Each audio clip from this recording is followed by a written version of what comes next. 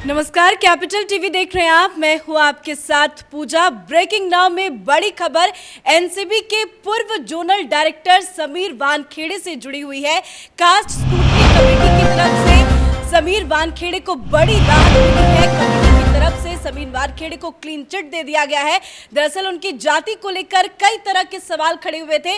नवाब मलिक ने भी कई सवाल खड़े किए थे, पर अब एनसीबी के पूर्व जोनल डायरेक्टर समीर वानखेड़े को लेकर बड़ी खबर ये सामने आ रही है कि कास्ट स्क्रूटनी कमेटी ने ये साफ कह दिया है कि वो पैदाइशी मुसलमान नहीं थे। इस बड़ी खबर पे मेरे साथ न्यूज रूम से जुड़े हुए हैं कैपिटल टीवी के editor in chief doctor Manish Kumar. जो क्लीन चिट दी गई है उससे नवाब मलिक को कितना बड़ा झटका लगा? देखिए, झूठ किस तरीके से एक्सपोज हुआ है, किस तरीके से दलाल media, Bollywood gang, drug peddlers और डी कंपनी के प्रवक्ता और उद्धव ठाकरे के मंत्रिमंडल के वरिष्ठ मंत्री ये रोज नवाब मलिक 10 बजे सवेरे एक टेबल के सामने बैठ जाता था और जितनी भी जिसको कह सकते हैं कि गंद फैलाना, वो ये काम रोज किया करता था।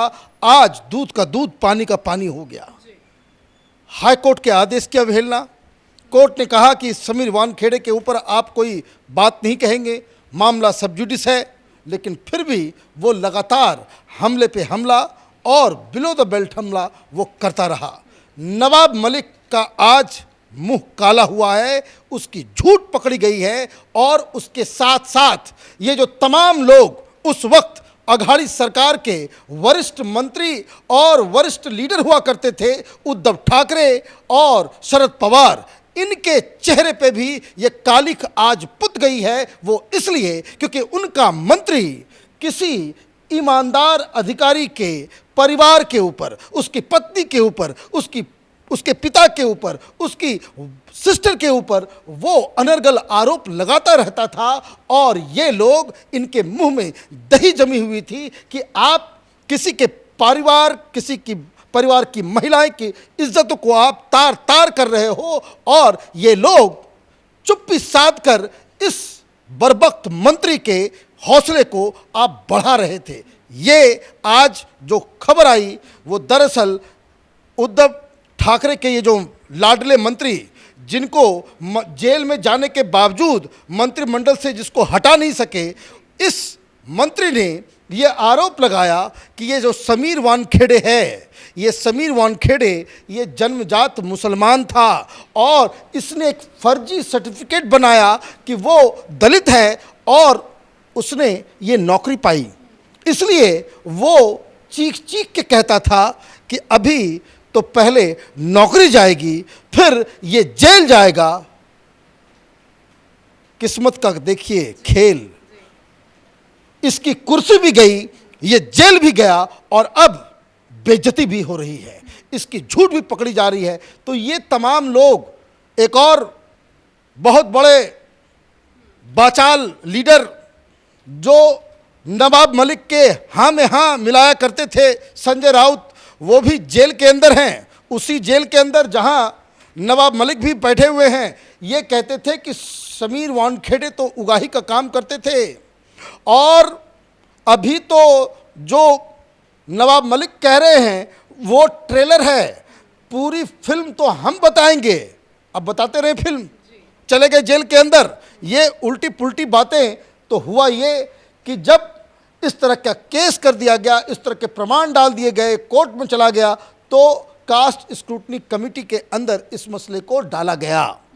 ये तहकीकात करने के लिए कि ये जो दावा किया जा रहा है कि इसने फर्जी कास्ट सर्टिफिकेट बना करके नौकरी इसने ली है, तो वो आज कास्ट स्क्रूटनी कमेटी ने कहा कि जो तमाम आरोप नवाब मलिक, उद्धव ठाकरे के गैंग और ये संजय राउत की तरफ से जो लगाया जा रहा था, इसमें कोई आधार नहीं है, ये सरासर झूठ है और इसलिए आज उन महिलाओं की इज्जत रिस्टोर हुई है जिनके ऊपर ये रोज 10 बजे टेबल लगा करके बैठ करके ये जो बिलो द बेल्ट हमला किया करता था।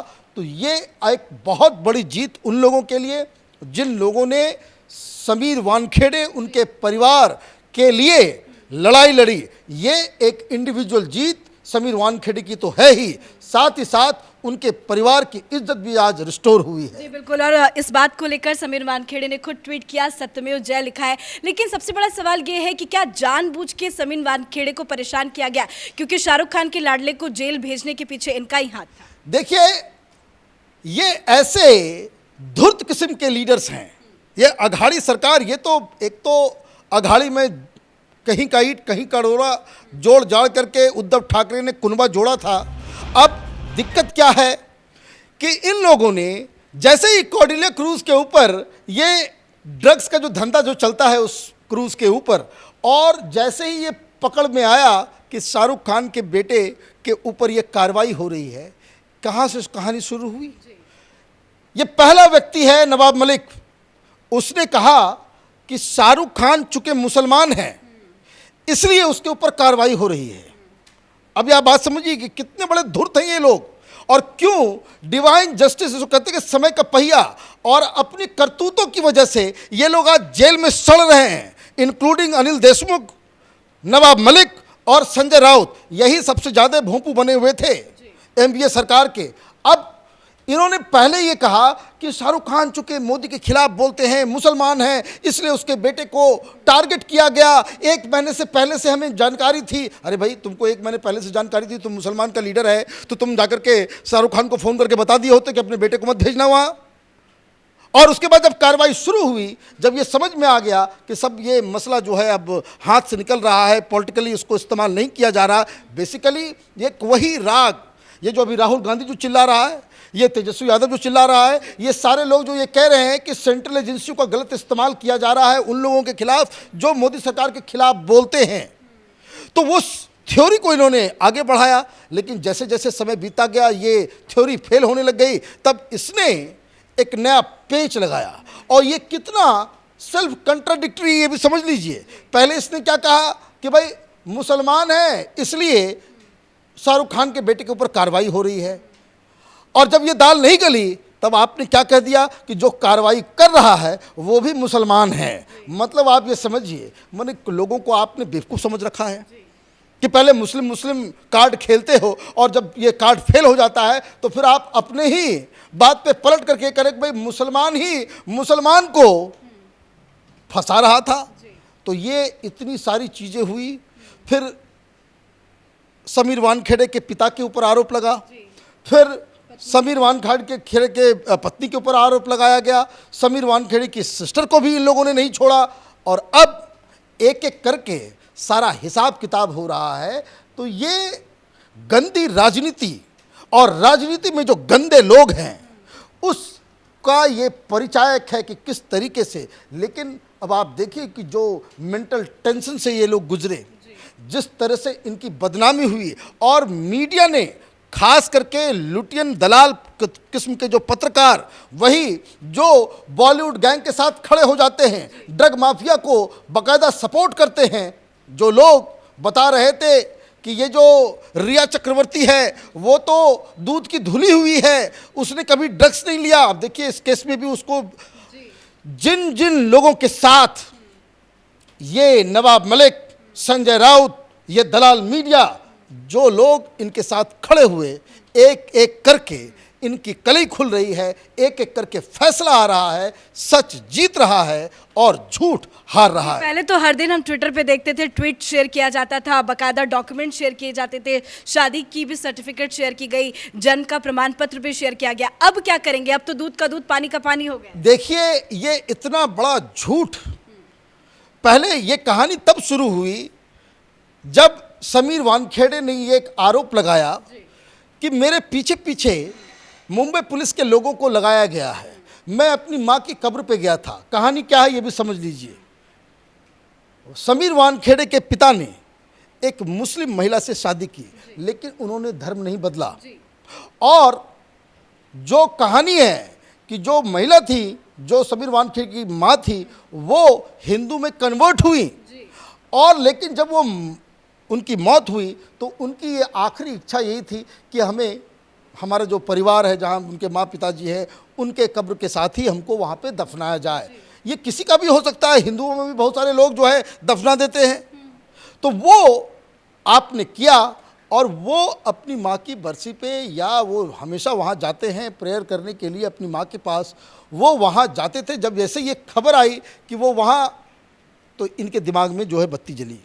अब उसके बाद इन्होंने ये कहानी गढ़ना शुरू कर दिया कि ये देखिए, ये पैदाइशी जो है मुसलमान था, ये मस्जिद आया करता था, मस्जिद का सर्टिफिकेट इन्होंने बनवा लिया, सारा चीज़ इन्होंने सब काम कर लिया। लेकिन एक थ्योरी जो लीगल है, जो इन्हें समझ में नहीं आया कि ये सिर्फ राहुल गांधी हैं और इसी तरह के चट्टे बट्टे जो होते हैं वो अपनी माँ के धर्म के मुताबिक चलते हैं। वैसे कानून हिंदुस्तान का यही है कि पिता जिस धर्म का होता है वही धर्म माना जाता है। ये राहुल गांधी और गांधी परिवार एक एक्सेप्शनल केस है। अदरवाइज हिंदुस्तान में तो यही होता है, जो पिता का धर्म है, पिता की जो जाति है, वही उसके परिवार, उसके बच्चों के पास वो ट्रांसफ़र होता है। तो ये दूध का दूध पानी का पानी हो गया। समीर वानखेड़े जीत गए। झूठे नेता एमबीए के उद्धव ठाकरे के ये जो कह सकते हैं कि बयान बहादुर लोग जो अब जेल में सड़ रहे हैं, उनके फिर से आज हार हुई है। देश की जनता को हिंदुस्तान के सिस्टम, न्यायालय, जुडिशरी के ऊपर भरोसा आज बढ़ा है, और इन नेताओं के ऊपर से जिसको जो कहते हैं ना कि भरोसा तो पहले था भी नहीं, इनके प्रति जो घृणा है उसमें भी इजाफा हुआ है। धन्यवाद बहुत बहुत अपडेट के लिए। तो नवाब मलिक के साथ साथ उनके पूरे गैंग के झूठ का खुलासा हुआ है। एक बड़ी जानकारी आपको दे दे, कास्ट स्क्रूटनी कमेटी की तरफ से ये साफ कह दिया गया कि समीर वानखेड़े पैदाशी मुसलमान नहीं थे। नवाब मलिक से लेकर तमाम बड़े नेताओं ने समीर वानखेड़े पर कई आरोप लगाए थे कि ये पैदाइशी मुसलमान है, पर आज कास्ट स्क्रूटनी कमेटी की तरफ से समीर वानखेड़े को क्लीन चिट दे दिया गया। इस बड़ी खबर में मेरे साथ फिलहाल इतना ही। कैमरा पर्सन अशोक के साथ मैं पूजा, कैपिटल टीवी।